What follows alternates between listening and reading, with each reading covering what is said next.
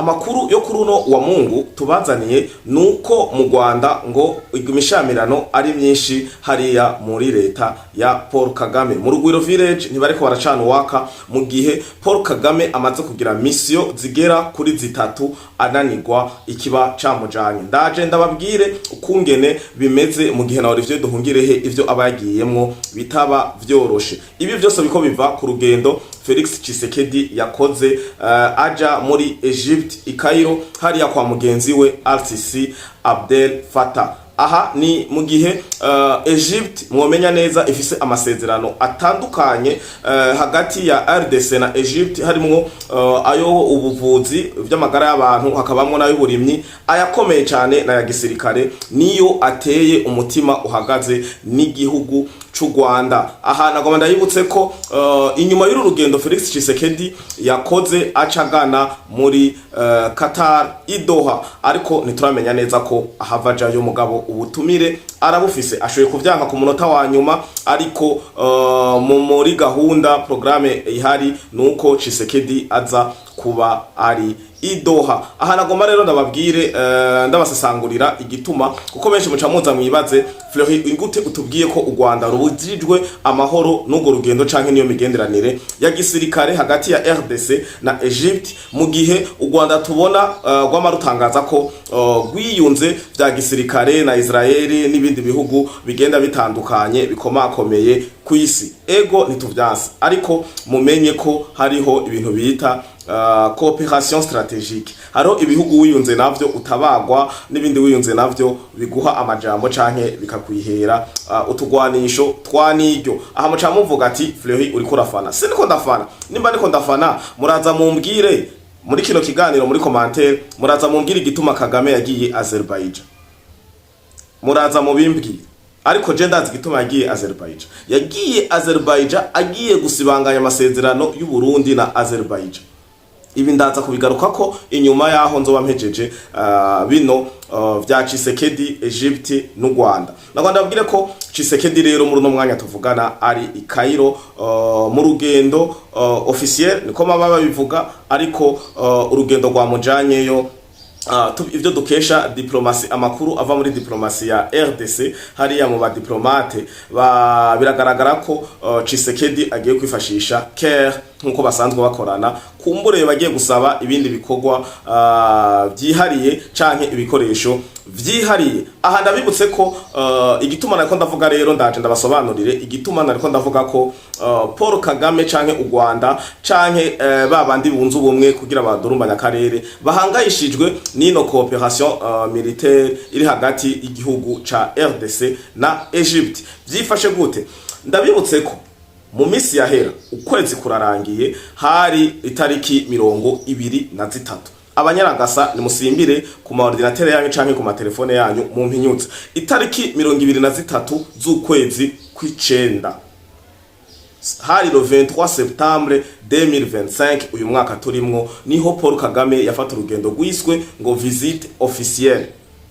Ubwo rugendo mu gihe ahantu hose haba ku gihe haba kuri PK site ya PK ariyo Paul Kagame mugiye kuri Twitter yiwe mugiye kwa Olivier Duhungirehe ahantu hose mugenda ibinyamakuru byaranditse bigenda bitandukanye vy'isi aho ko bigaragaza ko Paul Kagame ari mu rugendo muri Egypt. Ibi rero nivyo vyatunguye Kongo kumva ko leta y'u Rwanda yogenda gusaba Egypt guhagarika amasezerano y'ivya gisirikare. Nico gituma Tshisekedi nawe nyine ataraririye yaciye akoresha imbere yuko ajayo ku munsi wejo itariki imwe. Tshisekedi yari yavuganye na mugenzi we RCC Abdel Fattah kuri telefone amubwira ivyo yamubwiye ntavyo tuzi, ariko muri diplomasi hariya muri RDC biravugwa ko Tshisekedi yaciye telefona ubutaraririye amubwira RCC uko bimeze igihe yari yumvise ko Kagame agiye muri Egypt. Urumva ngira yabanje arasasira amubwira ati uyu mugabo naho aje hiyo umwitonde ko umufate uko nakuriye. Biravugwa rero ko Kagame yaragiye gusaba ko yohagarika amasezerano ya gisirikare ubufasha bwose bariko baraha Tshisekedi nawe akagira ico abemereye, ahubwo ngo bagakorana. Ibi ni vya bindi usanga igihugu mwatanguye gukorana mwagiraniye amasezerano nawe abijemwo yinjiremwo ngo aje mugira bakorane canke bagirana amasezerano aya nariya. Nimba mwe muri yo masezerano ya vya gisirikare warashoye gucaza mu masezerano y'uburimyi, amasezerano y'ibi gusa abe hagufi muri diplomasi amenye ibiriko biraja imbere. Ibi rero ndababwire ko vyamutaye ku amazi nkuko vyamutaye ku amazi Azerbaijan.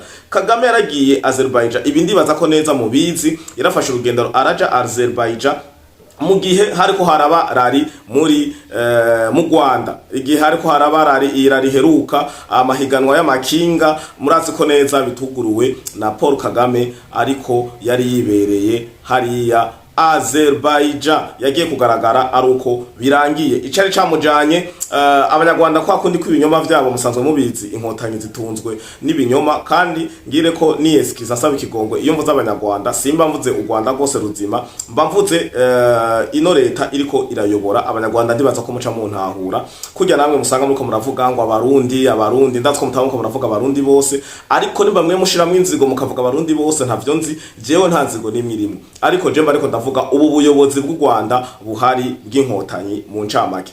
Aha rero ndabibutse ko yakoze imitwe yose ishoboka, badendekeranya ngo bagiye ngo kuranga ivy'imiduga, akagenda kunamira abo yunamira ibi na biriya, ariko urugendo rwari rumujanye rwari kuja gusiba amasezerano ari hagati y'igihugu c'u Burundi na Azerbaijan. Ibi navyo bikaba vyamutaye ku amazi, ubutaraririye yatashe nk'uvuye kuragirira inarume. Nuko vyamugendeye no muri Egypt itariki 23 z'ukwicenda umwaka wa 2025. Ndazi ko muca muza mumbaze none Egypt ayirondera kwiki mu gihe yiyunze vya gisirikare na Israel n'ibindi bihugu bigenda bitandukanye. Ndaje ndabibabwira, ndabibutse gato, Egypt nico gihugu ca mbere gikomeye mu vya gisirikare muri Afrika. Ndasubiyemo, Egypt nico gihugu ca mbere gikomeye mu vya gisirikare muri Afrika, haba mu bigwanisho, haba mu buhinga, haba ku basirikare. Iki gihugu kiri mu bihugu vya mbere muri Afrika, igihugu ca mbere muri Afrika gikomeye mu vya gisirikare. Aha rero ndibaza ko tutabitebako, umpinyutsa akabaragira amahirwe yo kuja ku ntebe y'ishure arashoboye kubirondera canke akabitohoza. Uwundi nawe yemera ivyo mvuze niwe dukomeza tujana. Egypt nico gihugu ca mbere mu vya gisirikare hano muri Afrika, nico gituma giteye ubwoba. Ndaje ndababwire igituma giteye ubwoba, ndabereke n'igituma igihugu ca Egypt gitegerezwa kuba giteye ubwoba. Reka nongere ndabibutse ikintu giheruka kuba. Mwari muzi ko Trump aheruka muri uku kwezi kurangiye, uku kwezi kw'icumi, uku kwezi nyene kw'icumi, Trump aheruka muri Egypt. Muzi yari yagiye gukora iki? Trump aheruka gukora urugendo muri Afrika, destination Egypt. Yaragiye muri Egypt gukora iki? Egypt ni igihugu c'ingagari, ni igihugu c'igikoko cyane, ni igihugu gikomeye cyane mu bijanye n'ivya gisirikare, gitera n'ubwoba. Nije niko ndabibabwira mushaka murantohoza, gitera n'ubwoba ivyo bindi bihugu mwumva vyama vyigira ingangari. Egypt nta musi umwe bayidikta. Egypt amategeko yose Trump afata y'ibihano ntigira shira mu Egypt. Gende mu mpinyutse ibi bihano vyose afatira Afrika, Egypt arayikikiriza. Umvise za Union Européenne zifashe ibihano, Egypt zirakikiriza. Egypt ntimwibaze gituma ico gihugu ca Egypt abazungu abo twita burukoba gwera, abo twama tuvuga ati ngo ni bampasa ibihugu nimbari nabande mu izindi mvugo batinya Egypt. Egypt hari ikintu cinyegeje haga muri Egypt, aba bazungu ivyo bihugu bikomakomeye mw'isi bitinya. Nico gituma mu kuvyonga vyaje guhera ino mu burasirazuba bwa Afrika, ino muri Est, kuko noho babona hari faiblesse, noho bavuga ko n'ama classification yavyo bavuga hari ibihugu vyoroshe guhenda bivanye na situation économique barimwo, bivanye na histoire z'intambara baciyemwo, biroroshe. Ariko mumenye ko batohera hariya kwisonga kuri Egypt ngo bamanuka. Iki rero ndaje ndakibabwira, Trump yari yafashe indege. Urazi ko Trump ahagurutse indege yiwe ijya Air Force One igenda ikikujwe n'ama Mirage, ubundi bwoko bwinshi bw'indege z'intambara, kenshi ziba ziri munsi ya 6, zibiri ngaha imwe hejuru, izindi ziba ziri inyuma n'izindi ziri imbere. Aha rero Trump yafashe ugo rugendo gose gw'akazi, ntiyaragiye kujajura, yaragiye muri Egypt yitavye ubutumire bwa Al-Sisi Abdel Fattah kugira Trump abe co-host mu masezerano bari bagiye gusinya amasezerano ya seserofe. Aya masezerano wumva ngo Rwanda ngo rwagiye gusinya seserofe hagati y'u Rwanda na Congo, canke ngo izo mbwebwe za Sarambwe AFC M23 baba bavuga ngo baserukiwe n'u Rwanda idoha. Aya masezerano yagiye gusinya Trump, RCC n'abandi bari batumwe, umva amadelegation agenda atandukanye ku ruhande rwa Hamas no ku ruhande rwa Israel. Mugaca mwumva ko ico gihugu ca Egypt nkuko benshi bari batangiye kuvuga Egypt urumva iteye ubwoba gute, ni Egypt ntisanzwe. Siniko ndayimanika hejuru, ariko mwumvise amasezerano ya Israel ya seserofe ya Israel na Hamas yasinywe muri Egiputa i Cairo hagati ya al-Sisi Abdel Fattah na Trump n'abandi bagiye baraserukira iyo migwi igwana, iyo migwi itariko irahuza, yari ceasefire, Gaza ceasefire yabereye muri Egypt. Mugaca muza mukumva abantu bababwira ngo urabona ngo ako gahugu sagahugu ni gihugu gitinyitse. Nico gituma ikintu cyose kiri point strategique iyi leta yahari hakurya Kanyaru iri kiragenda ibisukamwo amazi, ubu igihugu cy'u Burundi cyane cyane igisirikare ni kenshi bagumye bavuga ati igisirikare cy'u Burundi gikoresha imyami, gikoresha ibikoresho bya kera bya Mwezi Gisabo, ibikoresho bya hariya vya bantare rushatsi sinzi binabiriya, bakoresha imyami kunakuri. Mugabo hariya bamaze kwitabira ubutumire bwa Son Excellence Chirombo Facibeto, vyarabataye kuwa amazi. Kenshi uza wumva mu makomantere canke abanyandikira kuko nimero yanje bana ko iri public ijya nimero ya WhatsApp, uzora bandungikira ikiyodio cyo gutukana kibirometero, ugasanga numvirije ijya minota ya mbere kubera bako baratukana atakindi kintu bashika ko FDN beki komeye, none twabakuye muri Goma gute, twabageze tubakura mu Bukavu gute, tugira ukuna kuriya. Ndabamenyesha ko intambara AFC M23 nta ntambara yagwanye muri Goma, ni muze mu mpinyutse. Mwaraguze abasirikare bateretsweho na Joseph Kabila barakinjura, ni mumbwira ukungene abakomanda barenga 10 Goma na Bukavu, abakomanda barenga 10 harimo abagenerali, harimo abamajoro boshira ibigwanisho hasi bakaja gutanga raporo ikinshasa ngo twananiwe, mwananiwe mwarashehe. Hari minota 30 barasanye mugaca muvuga twananiwe. Rero nimureke kuja muhenda abantu ngo mwe mwirukanye igisirikare cy'u Burundi ngo Igoma ngo mugikura ngo Bukavu ngo mugikure vyandagutakiye ibi nabiriya. Ubwo nububeshi aho igisirikare cy'u Burundi kiri amaposition gikambitsemwo, uburere bagishizemwo mu vy'amasezerano yo kugarukana amahoro n'umutekano ituze n'iterambere mu gihugu ca Congo. Gende muhabakure murahazi ndabemera. Mbeko muguma murira hariya mu mikenke ngo murabona amakambi ngo arenga ngo mu 70 ngo y'abasirikare, ko mwumva mwabakuye Goma mukabakura mu Bukavu, gende mubakura aho hantu ntimubabona. Nico gituma aya majambo muvuga, amajambo mwiremesha, igisirikare cy'u Burundi kirakomeye ku bwanje. Après l'Egypte c'est le Burundi, après l'Egypte no Burundi. Uburundi ni gisirikare gihoze. Hari abasesanguzi bo mu Rwanda numvise babivuganye hariya nyene mu Rwanda, ubwo bavuga ati ngo igisirikare cy'u Burundi ngo nimubone gite ngo kiratekereje. Igisirikare cy'u Burundi watasiyo sinkenere ba prononce kuri ngo rumva ngo igisirikare cy'u Burundi kiri strong mes amis. Nimba mubona bariko baragwana intambara zo gukikiriza basubira bacuranguka basubira baduga, igisirikare cy'u Burundi kirakomeye. Igisirikare cy'u Burundi ca mbere kikiranga ni discipline. Nama nabibabwiye mumaze ko mvise igisirikare kitakira sketch, kitakina theatre, kitaja gutamba warumperiki, kitirirwa mu mabare n'ahandi nka kuri atubona hari yakujya Kanyaru. Igisirikare cy'u Burundi kiri discipline. Igisirikare cy'u Burundi nticifotoza ku rugamba nkuko mwe mugenda murabikora. Igisirikare cy'u Burundi nta ma video muzopfa mwarabonye ku rugamba. Igisirikare cy'u Burundi kiba kizi ico kiriko kirakora, kiba kizi mission, hari kugira indero, kubaha akazi baguhaye no kwiyubahiriza no guhesha iteka igihugu. Ikibarafinda yarakibabwiye muratwenga, Dr. Rusa arakibabwira muraseka, ariko icyagaragaza yuko Dr. Rusa ivyo avuga ku Burundi no ku gisirikare cy'u Burundi vyari vyo vyabababaje, vyarangiye Dr. Rusa mugiye kumufunga. Aha rero nako ndababwira ko Egypt na Congo amasezerano bafitaniye sayubu nako ndabibutse ko Congo RDC igihe ca Mobutu RDC yahaye ubufasha Egypt barafatanije Mobutu yari uku na Egypt kiriya gihe n'igihe banamubaza yishuye ijambo rivuga ati entre amis et frères le choix est clair niko Mobutu yishuye yavuze ati entre un ami et un frère le choix est clair aha nta bindi mumbaza guhitamwo kwanje nuko nyene cari gihe RDC yariko irafasha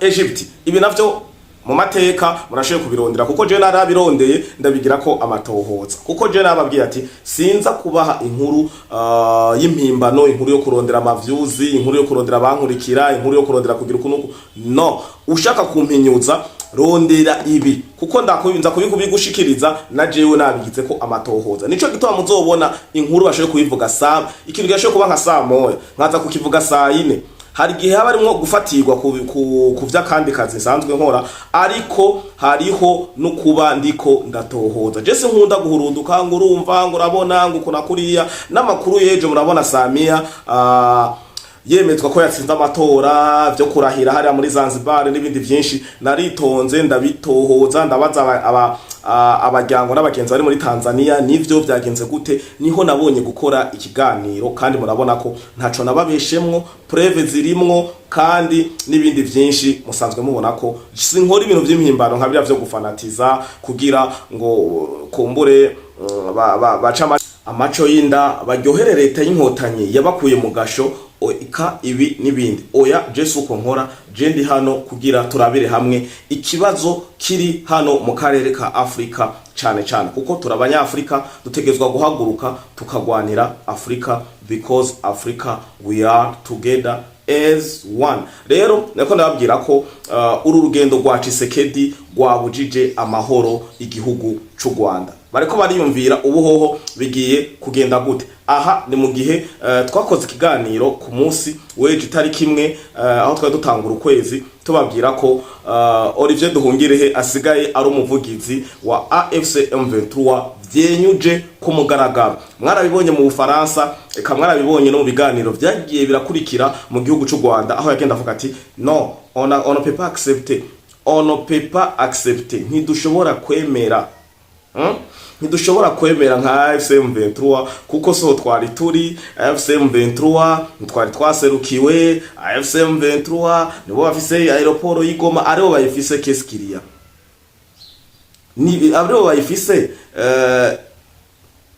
u Rwanda rwo ruza kubivuga mu Bufaransa u Rwanda rwo ruguma rubidebata ko hirya na hino u Rwanda ceceke mwaherewe u Rwanda ni mutuze nama ndababwira ati mwe mwari muzi ko mu Bukaranze atabari munsi y'urujo narababwiye kandi ikindi kintu uko inkendi duga hariya mu kirere niko iguma igaragaza ubwambure abandi bakabuca umugani mu Kirundi hari wanyigishije undi mugani mushasha ejo yarakoze yambwiye ati ubwambure bw'inkoko ubwerekwa n'umuyaga ubu rero umuyaga uri kurahuhuta ku gihugu cy'u Rwanda ku ndongozi z'u Rwanda kuri Nduhungirehe kuri Paul Kagame no ku bandi bafatanya bikorwa babo umuyaga uri kurahuhuta ubu turiko turagenda turabona ukungene mugenda muragaragara neza na neza mu maso y'abanyarwanda mu maso y'abarundi mu maso y'akarere eka mu maso y'amakungu Olivier Nduhungirehe qu'est-ce qu'il y a ni biki byabafashe est-ce que vous parlez en qualité de qui hein? Vous parlez en qualité du porte-parole wa AFC M23 canke w'umushikiranganji awajejwe imigenderanire hagati y'u Rwanda n'amakungu. Venez nous expliquer au moins. Non, on ne peut pas accepter parce que voilà, ceci, cela, qu'est-ce qu'il y a? Tuza, nimukomeza amaguru hasi. Nimukomeza amaguru hasi. Hari umuntu ngaha mu Burundi yavuze ati utanguje umuriro uhera mu nziwe ugaherera mu nziwe nimutuze rero abawazarendo bo bavuga ati paka Kigali wait and see reka turabe ivyo mwigira rero ngo urumva ngo leta y'u Burundi ngo urumva ngo imbonera kure indirimbo nimbonera kure ni FNDB ni nyene cubahira umukuru w'igihugu byatevye biraba inkonda byarabaye chorus Swat, reka tugaruke rero ku cyayi catuzindukanye nico igihari nuko mwomenya ko amasezerano ya gisirikare Egypt na Congo yarasanzwe ari kuva kera. Tshisekedi akomeza yanoganza urugendo rwamujanye muri Egypt, umuvugizi canke abamuherekeje canke Tshisekedi ubwiwe ntaraza kuri kamera ngo ashikirize icyamujanye nyezina, ariko nimba harimo ivya gisirikare ari vya gisirikare ntatoza kuvuga ngo twari mu kugura ibigwanisho, twari kugira ukuna kuriya, ibi musanzwe mubizi ni diplomasi. Ariko na Rwanda babwira ati uru rugendo gushika no munsi mu Rwanda ntibamerewe neza kubera ugo rugendo rwo kuja muri Egypt. Naye nababwiye ko Kagame yagiye tariki 23 z'ukwezi kw'icenda umwaka wa 2025 kuraba kungene yo basamburira imigenderanire biranka. Kagame yaragiye Azerbaijan kuraba kungene usambura imigenderanire naye babwiye biranka. N'ubu rero baguma bagerageza ariko ntibishoboka kubera abantu bose barateba bakabona ukuri kandi bakabona ko nimba wahora bafitiye akamaro, niyo ngorane y'ibihugu by'abazungu. Aba bazungu wari bafitiye akamaro bakabona ko ata potentiel ugifise, wamaze kubiga ikamvugwa, wamaze kumera nka ca gipapuro bahanaguza ivyondo ku kirato bagaca bagita, ntibaba bakikubabaye. Nico gituma la demokrasi ku bazungu ntibaho. Umuzungu afinansa uwabona amukurako ikintu militairement deminere na occupation régionale byase acayongera akafinansa kiroberi kigukura, hanyuma ico kiroberi gacabaza gasenya amasezerano wewe mwari mwarasinya gapfa. Nuko abazungu bakora. Ndabakengurukire rero mukurikirana ibiganiro vya Fleury Podcast TV buri kanya. Mwe mwagize sabone, mwe mwamaze gusimbira hariya kuri Ingoma Magazine kuko ikiganiro ca mbere bafukure episode ya mbere yamaze gushika kuri Ingoma Magazine. Twahereye hariya hakurya ya Kanyaru, ibindi biganiro bigenda birakurikira. Ndabakengurukire rero mwe mudahengeshanya kurikirana ibiganiro vya Fleury Podcast TV. Mwe mutibagira kugira sabone, mwebwe namwe bibashikira biciye mu magroupe canke mu malink, namwe kaze dufatanye urugamba nkuko bisanzwe. Karibu kandi mwibuke kuja kugira subscribe kuri Ingoma Magazine, tubandanye twagura uburere kugira ejo canke hirya ejo babandi bataryohererwa ibiganiro cane ibi bagaragaza byongera bikabapfukura badukoreye ako bakoreye Roki Baskovya n'abandi benshi baje Deo ba Ismail mwanafunzi. Ariko ibi twamato bibabwira kenshi sinzi gituma mutaritaba ku muvuduko ntangere, ariko kumburengerano kudatahura ivyo umuntu aba karabashikiriza. Ariko ndizera hamwe n'umwanya tuzogenda turatahurana. Tubakengurukire twongera tubibutsa ko nta Fleury Podcast TV atamwebwe. Ciao ciao.